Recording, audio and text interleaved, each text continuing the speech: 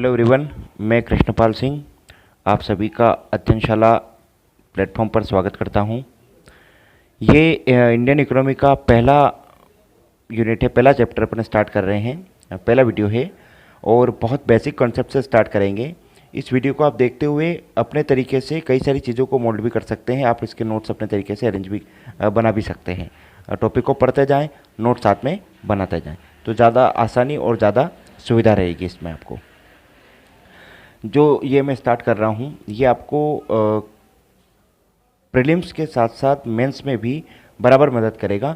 Hindi medium में भी मदद करेगा और इंग्लिश मीडियम में, दोनों मीडियम वालों के लिए ये टॉपिक जो है वो आपको बहुत अच्छे से फ़ायदा करेगा। आई होप कि आप इसको बहुत अच्छे से समझेंगे। स्टार्ट करते हैं हम लोग। अर्थव्यवस्था सोचने वाली चीज़ है। अर्थव्यवस्था दो शब्दों से मिलकर बना है। एक शब्द है अर्थ और दूसरा शब्द है व्यवस्था। अर्थ मतलब सीधे सीधे धन, आप अगर सीधा भाषा में समझना चाहते हैं तो धन, और व्यवस्था मतलब मैनेजमेंट। एक चीज़ आप लोग अपने माइंड में सेट करके चलिएगा, यहाँ हम लोगों को क्लियरली अर्थव्यवस्था पढ़ना है, अर्थशास्त्र एक सब्जेक्ट के रूप में नहीं पढ़ना है। इसलिए अर्थशास्त्र और अर्थव्यवस्था में काफ़ी बेसिक अंतर आ जाते हैं। और एक चीज़ और आप ध्यान दें, अर्थव्यवस्था अपने आप में एक अधूरा शब्द है। अर्थव्यवस्था तब पूरा माना जाता है जब इसके साथ कोई स्थान या कोई क्षेत्र विशेष का नाम जोड़ दिया जाए। जैसे मध्य प्रदेश की अर्थव्यवस्था, जैसे भारत की अर्थव्यवस्था, तो ये स्थान एक क्षेत्र विशेष के साथ पूर्णता देता है। तो हम बात कर रहे हैं भारतीय अर्थव्यवस्था की। तो पहले तो मैं समझ लिया अर्थव्यवस्था होता क्या है। मैंने आप लोगों को दो अलग अलग परिभाषाएं दी है, इनको अपन समझते हैं। पहली परिभाषा, एक ऐसी प्रणाली अथवा व्यवस्था जिसके द्वारा लोग अपना जीविकोपार्जन करते हैं, अर्थव्यवस्था कहलाती है। इसमें एक वर्ड जो है जीविकोपार्जन, जीवन जीने के लिए जो भी कार्य किया जाए, जीविकोपार्जन का मतलब होता है। ये परिभाषा ये बोल रही है कि जीविकोपार्जन के लिए किए जाने वाले सभी कार्य अर्थव्यवस्था में शामिल होते हैं। चाहे व्यक्ति काम करता है, चाहे व्यक्ति उत्पादन करता है, चाहे व्यक्ति सेवा प्रदान करता है, वो कुछ भी चीज़ हो, अगर जीविकोपार्जन के लिए कोई भी गतिविधि व्यक्ति द्वारा की जा रही है तो वह सभी अर्थव्यवस्था में शामिल कर ली जाती है। दूसरी परिभाषा हम देखते हैं। दूसरी परिभाषा हमने ली है, अर्थव्यवस्था एक ऐसी प्रणाली है जिसमें उत्पादन, उपभोग, विनिमय, वितरण जैसी या आदि आर्थिक क्रियाएं निरंतर संचालित होती है। मैं आगे फर्दर इसी वीडियो में आपको बताऊंगा कि आर्थिक जो क्रियाएं होती है वो दो प्रकार की होती है। उसमें एक मतलब मानवीय क्रियाएं दो प्रकार की होती है। उसमें एक आर्थिक होती है और एक गैर आर्थिक होती है। तो उत्पादन, उपभोग, विनिमय और वितरण ये आर्थिक क्रियाएं हैं। तो यहाँ क्या बोल रहे हैं कि कोई भी ऐसा सिस्टम या कोई भी ऐसी प्रणाली, प्रणाली मतलब सिस्टम, कोई भी ऐसा सिस्टम जो कि उत्पादन मतलब प्रोडक्शन, उपभोग मतलब कंजप्शन, विनिमय मतलब एक्सचेंज, वितरण मतलब डिस्ट्रीब्यूशन को कंटिन्यूअस बना के रखता है, निरंतरता प्रदान करता है, उसे ही अर्थव्यवस्था कहा जाता है। और आप इसको इस वीडियो को जब समाप्त होगा ये वीडियो, तब वीडियो की समाप्ति आते आते आपको ये बात बहुत अच्छे से समझ आ जाएगी कि ये चारों चीज़ें जो है ये आर्थिक क्रियाओं में सततता क्यों आवश्यक है, ये चारों एक दूसरे पर किस प्रकार निर्भर होती है, ये आप उसमें आगे फर्दर समझ पाएंगे। तो ये तो अर्थव्यवस्था का अर्थ हुआ। जब भी आप मेंस में आंसर लिखें तो एक बात ध्यान रखें कि इस प्रकार की परिभाषा ज़रूर लिखी जाए, क्योंकि इन परिभाषाओं से बहुत अच्छा प्रभाव जाता है, इन परिभाषाओं से बहुत अच्छे अंक प्राप्त होते हैं। ये बात आप विशेष तौर पे ध्यान रखें। और आगे का जो इसका पार्ट है उसमें आपको प्रीलिम्स के क्वेश्चन बनते हैं, ठीक है। तो इसमें अब दूसरा पार्ट देखते हैं हम लोग। तो ये जो इसका दूसरा वाला पार्ट है उसमें हम देखेंगे मानवीय क्रियाएं। मानवीय क्रियाएं मतलब आप जो समझिए कि प्रत्येक व्यक्ति जो होता है वो अपने जीवन काल में जन्म से लेकर मृत्यु तक प्रतिदिन सुबह से लेकर रात्रि काल सोने तक किसी न किसी प्रकार की क्रियाएं करता ही करता है। इन सभी क्रियाओं को मूलतः दो भागों में समूहित किया जाता है, दो भागों में बांटा जाता है। इसका वर्गीकरण दो भागों में बोल सकते हैं, या इनको दो भागों में समूहित किया जाता है, मतलब इनकी ग्रुपिंग दो पार्ट में की जाती है। एक आर्थिक क्रियाएं, एक गैर आर्थिक क्रियाएं, इकोनॉमिक एक्टिविटीज़ और एक नॉन इकोनॉमिक एक्टिविटीज़। आर्थिक क्रियाएं क्या होती है, सीधा मतलब समझिएगा, वो सभी मानवीय क्रियाएं जिनका मौद्रिक मूल्यांकन किया जा सकता है या जिनका मुद्रा के रूप में मूल्यांकन किया जा सकता है, आर्थिक क्रिया कहलाती है। एग्जाम्पल के तौर पर समझिएगा, मान लो हमने कुछ वस्तु का उत्पादन किया, मान लो मैंने एक पेंसिल का उत्पादन किया, तो मैं इस पेंसिल का मुद्रा के रूप में मूल्यांकन कर सकता हूँ। मैं इस पेंसिल का मुद्रा के रूप में या मौद्रिक मूल्यांकन कर सकता हूँ कि 3 रुपये की है, 5 रुपये की है, 8 रुपये की, 9 रुपये की। तो मैंने किसी वस्तु का उत्पादन किया ना, तो वो फिर आर्थिक क्रिया हो गई।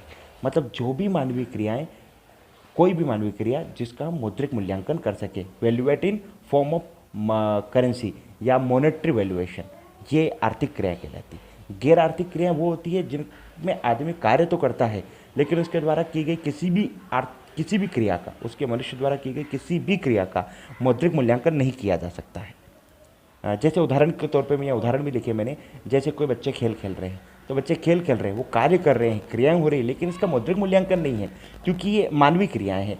मनोरंजन के लिए हो सकती है, भावीभूत होकर हो सकती है, या किसी इमोशन में बहकर कर सकता है। फॉर एन एग्जाम्पल, जैसे गृहिणी जो हाउस वाइफ्स होती है, वो घर में काम करती है, डेली खाना पकाती है, सब्जी बनाती है, सब कुछ पूरा खाना बनता है, बर्तन होता है, साफ सफाई होती है, लेकिन उसके बदले में उनका कोई मूल्यांकन मुद्रा के रूप में नहीं किया जाता। तो कार्य तो उस महिला ने भी किया है, या जो भी घर पर रहकर कार्य करा उनने भी किया, लेकिन बदले उसके कोई मूल्यांकन नहीं किया गया। ऐसी क्रियाओं को गैर आर्थिक क्रिया बोलते हैं। यहाँ आप आर्थिक क्रियाओं को देखिएगा। आर्थिक क्रियाओं के बारे में मैंने आपको बता दिया। आर्थिक क्रियाओं को 4 भागों में बांटा जाता है। एक उत्पादन, दूसरा उपभोग, तीसरा विनिमय, चौथा वितरण। समझिएगा उत्पादन क्या होता है।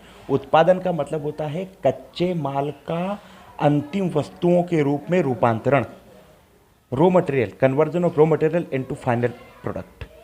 जैसे मेरे पास गेहूं है और मैंने गेहूं से आटा बना दिया, तो मैंने गेहूं मेरे लिए कच्चा माल हो गया और आटा मेरे लिए अंतिम उत्पाद हो गया। ये क्रियाओं को उत्पादन कहा जाता है। जो व्यक्ति उत्पादन करता है उसे उत्पादक कहते हैं।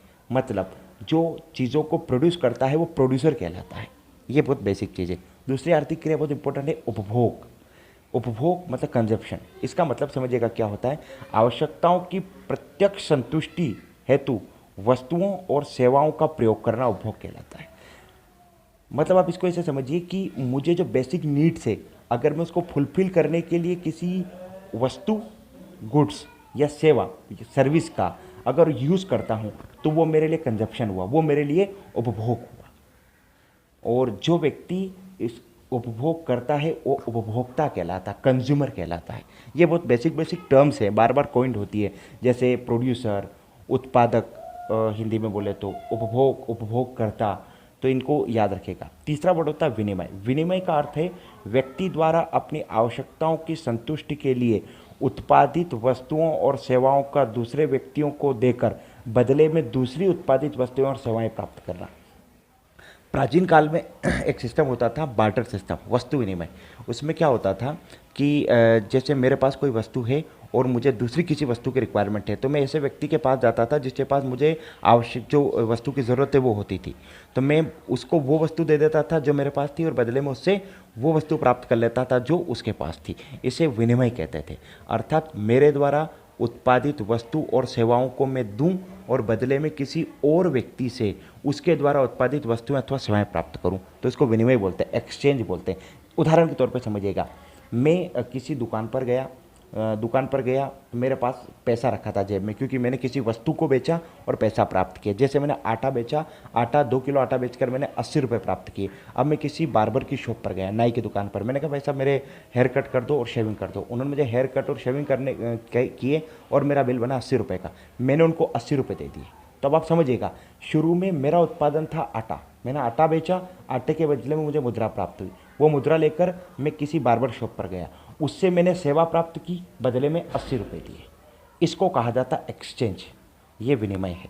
और चौथा है वितरण। वितरण का मतलब समझिएगा क्या होता है कि मेरे द्वारा उत्पादित जितनी वस्तुएं हैं और जितनी भी सेवाएं हैं उनको मैंने बेच दिया, उसके बाद मुझे जो भी पैसा प्राप्त होता है या उससे जो भी मौद्रिक धन मुझे प्राप्त होता है उसको मैं अपने लागत साधनों में बांटता हूँ। लागत साधन क्या होते हैं आप समझना, जैसे पूंजी है, श्रम है, भूमि है, प्रबंध है, जोखिम है। ये किसी भी बिजनेस या किसी भी उत्पादन को करने की बेसिक फैक्टर्स होते हैं। तो मुझे जो पैसा है मुझे बांटना तो पड़ेगा ना भाई। मैंने पेंसिल बनाई, मैंने अभी डिसाइड किया था पेंसिल का 4 रुपये डिसाइड करना हम लोगों को। तो हम 4 रुपये डिसाइड कैसे करेंगे? उस 4 रुपये में मैं वो पैसा जोड़ दूंगा जो मुझे भूमि के तौर पर लगा था, भूमि मतलब लैंड, वो पैसा जोड़ दूंगा जो मुझे पूंजी मतलब कैपिटल के फॉर्म में लगा था, वो पैसा जोड़ दूंगा जो मुझे लेबर के फॉर्म में लगा था। सारा पैसा जोड़ने के बाद मैं अपना प्रॉफिट जोड़ूंगा और उसके बाद उसका मूल्यांकन करूंगा कि कितने रुपए मुझे बेचनी चाहिए। तो जो लागत है या साधन पैसा है, उनको जितनी वस्तुओं के ऊपर साधन लगी उनमें बांट दो, तो उसी को वितरण कहा जाता है। मतलब मैं भूमि, पूंजी, श्रम, प्रबंध और जोखिम जिसको अपन लोग बोलते हैं, इसमें अगर मैं विभाजन कर दूं साधनों का, तो इसी को वितरण कहा जाता है। ये 4 आर्थिक क्रियाएं हैं और कुछ मैंने गैर आर्थिक क्रियाओं का आपको उसके उदाहरण बताए हैं। ये बहुत बेसिक इंट्रोडक्शन है अर्थव्यवस्था का, इकोनॉमी का। इसके फर्दर लेक्चर में हम क्लासिफिकेशन ऑफ इकोनॉमी देखेंगे। क्लासिफिकेशन ऑफ इकोनॉमी बहुत इंपॉर्टेंट टॉपिक है। यहाँ से हर वर्ष या किसी न किसी वर्ष अमूमन रूप से क्वेश्चन देखने में आते हैं, प्रीलिम्स में भी आते हैं, मेंस में भी आते हैं।